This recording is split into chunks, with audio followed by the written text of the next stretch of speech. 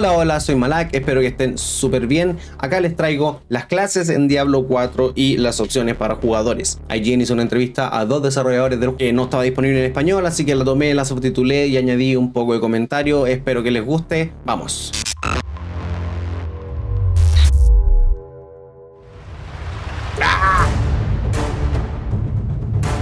El enfoque de Diablo 4 a la identidad de clases y elección de los jugadores. So we started with a couple of classes, and we had some really cool ideas for class mechanics that would be specific to those classes.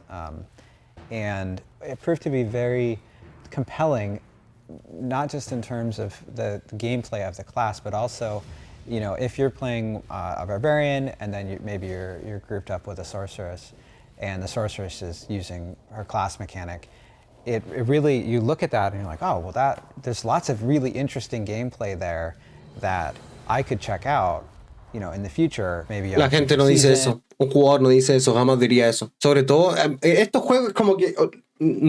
todos nosotros como que igual nos tomamos un poco, no sé, al menos yo, como que nos tomamos mucho como en serio en cierta forma del personaje, y es como cuando estás jugando tu personaje, lo otro es como, ah, cool, pero tú seguías haciendo lo tuyo porque tú querías mejorar en tu personaje. Encuentro que así como, wow, yo no voy a decir nunca así como, oh, qué gameplay tan interesante hay ahí. No, whatever. Or something like that. And so we really wanted the classes to shine in their own ways and differentiate from each other. And then also it goes back to that aspect of choice. Like when we look at the class mechanics, we try to design them in ways that increase the number of meaningful choices and ways that you can customize your character. So if you look at the Necromancer, for example, right, the Book of the Dead allows for players who, you know, the Necromancer is a core part of Diablo as a franchise, right? It's this really cool summoner class that ends up being really fundamental to gameplay. You can approach monsters in a totally different way with all of your minions, like getting in the way of projectiles, tanking monsters. You get this really cool fantasy of being this sort of general of the dead. But there are lots of different ways that people have played Necromancers in the franchise, right? You've got... La verdad, a mí me gusta jugar Nigromante, debo decirlo. En Diablo 3 lo juego con Nigromante principalmente. Y debo decir que soy más del Nigromante del ejército de esqueletos que Nigromante de Golem. O de hacer de los esqueletos como... En Diablo Immortal, por ejemplo, hay una habilidad donde tu esqueleto puede ser como un mago gigantesco. Nada, ejército de esqueletos para siempre. Me gusta mucho más esa jugabilidad del Nigromante, en verdad. People who enjoyed playing Necromancers in Diablo 2, where they're kind of overseeing the battlefield and their minions are doing all of the combat. You've got the more action-packed Necromancer of Diablo 3, where you're... Ya, debo decir que en cuanto a lo que están diciendo acá, me gusta mucho más el Nigromante de Diablo 3 que el Nigromante de Diablo 2. A pesar de todos los problemas que tiene Diablo 3, me gusta más ese Nigromante. Like you're really sort of commanding your minions more directly, and you've got players as well who want to play this sort of dark caster fantasy, but aren't necessarily attached to the army aspect of it, even though that's a big draw of the Necromancer. I mean, corpse explosion is cool, just in general. Absolutely, yeah. And who doesn't want to explode corpses, right? La explosión de cadáveres, wow. So when you look at the class mechanics, we designed Book of the Dead to allow players to customize their Necromancer to speak to that class fantasy. So you can do things like sacrifice your minions. You can adjust which ones. Lo típico. Like, I really want to have a golem, but I don't want to have skeletons. I want to have skeletons, but not a golem. I want to have the biggest army I can. And there are trade-offs and interesting choices that can be made all through that. And it's interesting that it's like, to me, it's around adding depth without trying to add too much complexity. Eso es súper importante porque mientras más complejo un juego como este sea, menos los jugadores casuales van a querer interactuar con él, porque pasa que mucha gente cuando un juego es muy complejo simplemente lo deja botado, y mientras más opciones hayan para ti como jugador para que tu clase sea lo más distintiva posible, mejor, porque obviamente mientras las habilidades lo permitan, ¿cierto? Y podamos personalizar nuestra jugabilidad en nuestra clase como nosotros queramos, dando, digamos, las prioridades que nosotros queremos, tiene que ser relativamente fácil o relativamente no complejo poder nosotros llevar a cabo las modificaciones que necesitemos. Porque mientras más complejo sea, porque puede tener así como algunas dificultades de entender los sistemas nuevos, ¿cierto? Implementados, pero no tienen que ser tan complejos de que a un jugador casual, ¿cierto? No los pueda entender nunca. Yo encuentro que eso es algo que muchos de estos juegos tienen tantos sistemas y usan las palabras tan específicamente que de repente no lo explican como corresponde. Y para los jugadores que son más casuales, ¿cierto? Eso puede llegar a ser un problema. Ahora, entiendo yo que la gente que de verdad esté apasionada por Diablo 4 y por la franquicia y que de verdad se meta en el juego y quiera ser no sé, el mejor nigromante, por ejemplo, ellos no van a tener ningún problema, pero yo, en mi opinión personal, yo encuentro que los juegos más hardcore o más complejos en este género son, por ejemplo, Path of Exile, al contrario de Diablo, que es un juego más, no sé si decirlo más relajado, pero es menos complejo. Entonces, al final los juegos como este, que son de mundo abierto y que son de mundo compartido, se mantienen vivos con los jugadores que están. Y para que estén... los juegos tienen que saber dar la bienvenida con sistemas que sean entendibles igual. You look at the Sorceress one with the enchantment system, it's incredibly powerful to have the ability for different skills fire based on what you're doing, whether it's like you're bringing down a blizzard every 10 seconds or your certain lightning is coming out of you or those sorts of things, but they're kind of in a way a passive ability. I don't have to trigger it. It's triggering based on either a condition or based on time. And similar to the Necromancer's Book of the Dead is allowing you to customize and configure your army. It's not adding complexity necessarily to, oh, I have to worry about how I control differently. And so it makes things richer and more customizable because now even if I'm a fire sorceress and you're a fire sorceress, the fact that what we put into our chant slots can make it very different in how we play and how we build upon that. And it gives us access to like a couple more skills, which normally you'd be limited by your skill bar.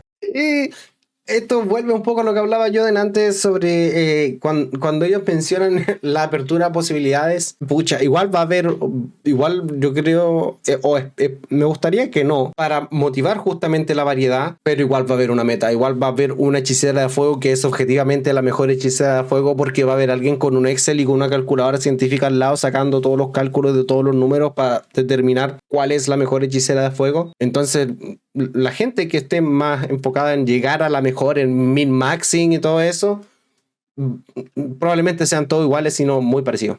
And so that notion of that each class has a way to go deeper into the class fantasy and do it in a way that doesn't mean like, oh, now I have 6 more buttons I have to press or whatever. Like, it keeps it deep and interesting and custom without overwhelming you. El crecimiento del árbol de habilidades de Diablo 4. The skill trees have evolved dramatically over the course of development, I would say. We're on number 4? Many iterations. And a lot of it has Cuarta come, iteración del árbol de habilidades. Our strategies here has been to like really share as much as we can with the fans as often as we can. So we've gone out with and talked about like, here's where our skill tree. Me gusta porque es súper claro. Tiene hasta los colorcitos y todo. Me gusta. Para uno que es medio estúpido, me encanta. Lo entiendo perfectamente.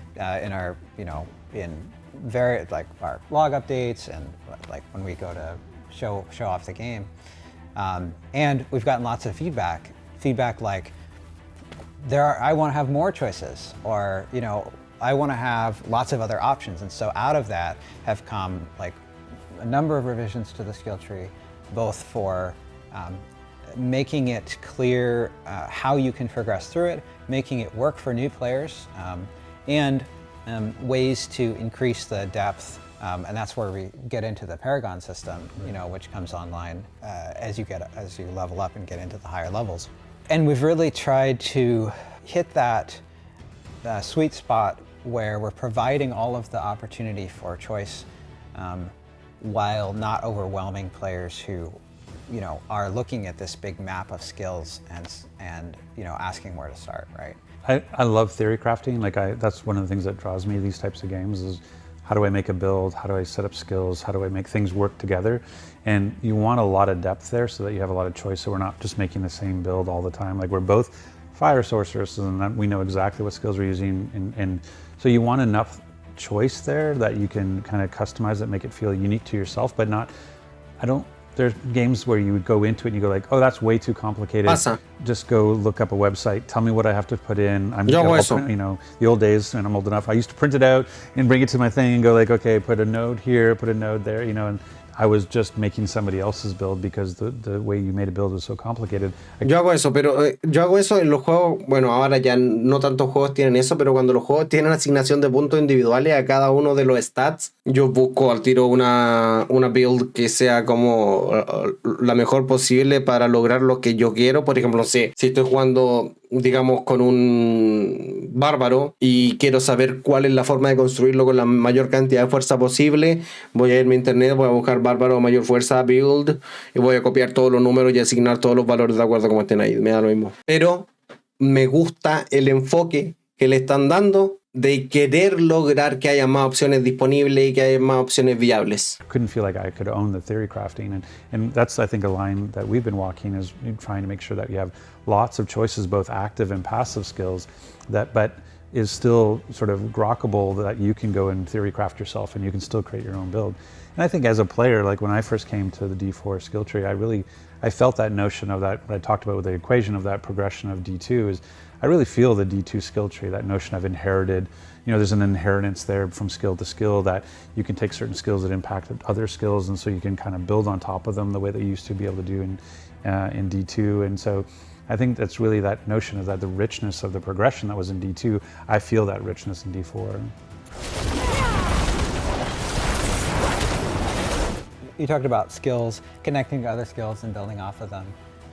That's another area where we've gone through a lot of iteration, right, to make those connections clear. Because you don't have the connection where, you know, a skill is literally below this other skill and you must take 1 point in this and then that you saw in D2, but you have all of these sort of natural connections between things like the skill causes bleeding and this skill benefits from bleeding. And so Es súper importante que esto sea claro a la vista. Y siento que quizás muchos juegos como que no hacen esto que sea tan evidente cuando lo estás mirando por primera vez, que sea tan intuitivo de ver y entender al mismo tiempo.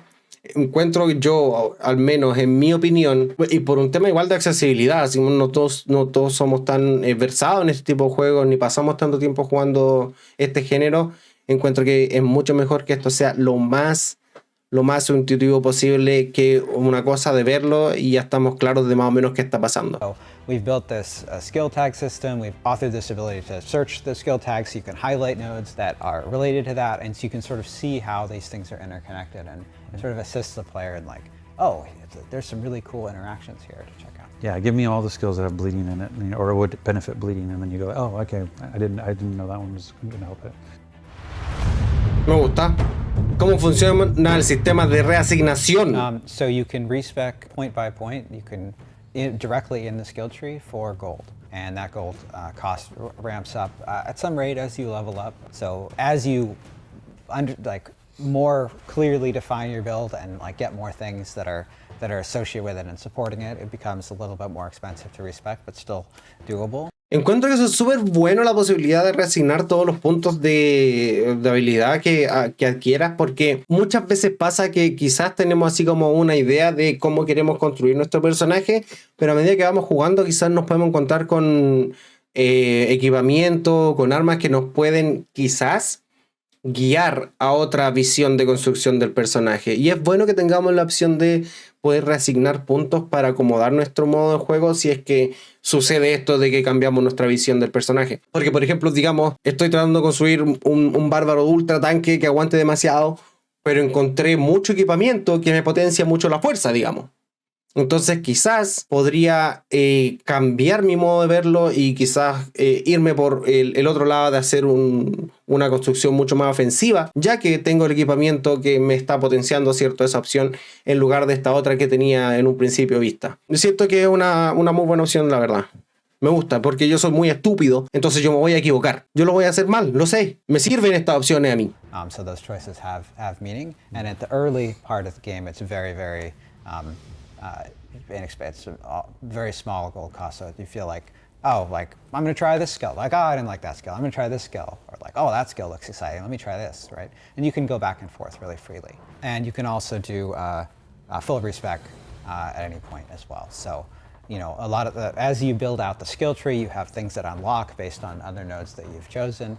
So we spent some time making that as smooth as possible, and that's where we ended up in the skill tree itself. Like you know, press one button to buy a skill and the other button to respawn that skill. So you really are just in that tree, like adjusting where all your points are, and you don't have to like jump out and go to some other menu. That's one of the things that's really different between D3 and D4 is like D3, once you get to a certain place, the difference between one build to another is like, I gotta go change my clothes. You know, because you're really focused on being set-based or very equipment-based, so that your build is kind of defined by your equipment more than anything else. So you're like, oh, I want to change from fire to ice, let me go change my clothes real quick, right? And it's not necessarily a bad thing, it's a very clear way of doing it, the kind of paper doll model, but one of the goals, the design goals, not to speak for Joe, but like one of the design goals is really to make your build feel inherent to your character. And that's one of the things about the gold cost going up over time is that basically there's going to be a point in time where I'll make up a number, but like say at level 50, there's going to be a point in time where you go like, oh, I would like to be a different barbarian, but it's too expensive to undo everything I've done. It's actually better for me to roll another barbarian and start a new one and go fresh.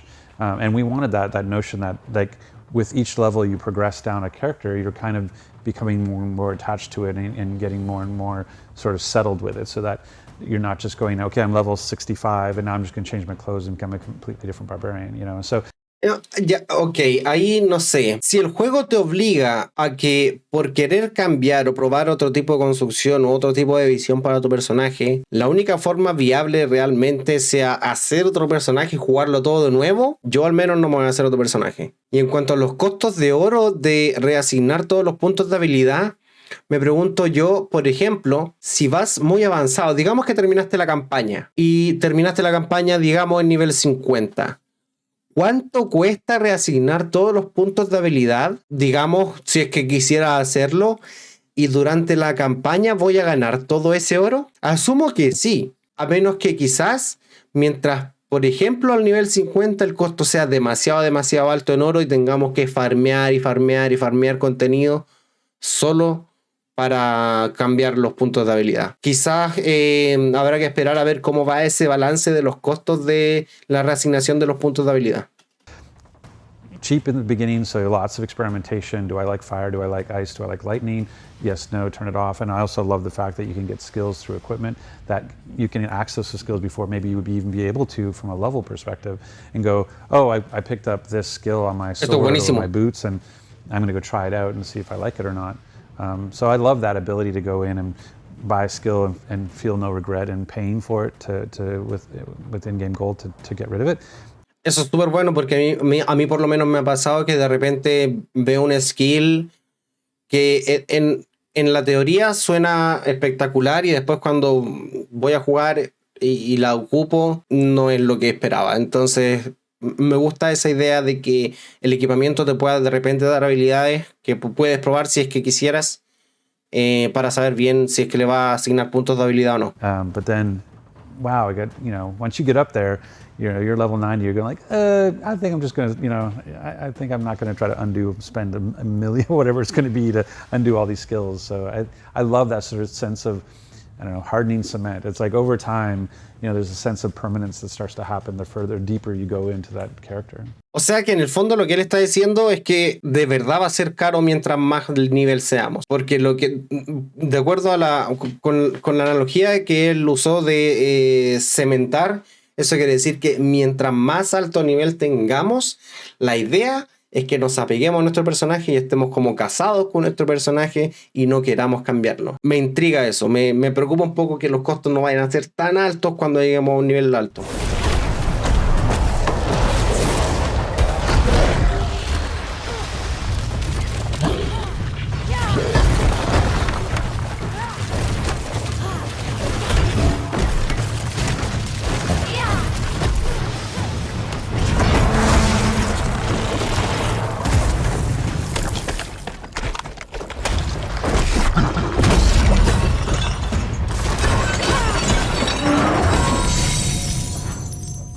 eso es todo. Pulgar arriba si les gustó, pulgar abajo si no les gustó. Comenten qué les parecieron las revelaciones o los comentarios. Y nos vemos en el próximo video. Que estén súper bien. Chao, chao.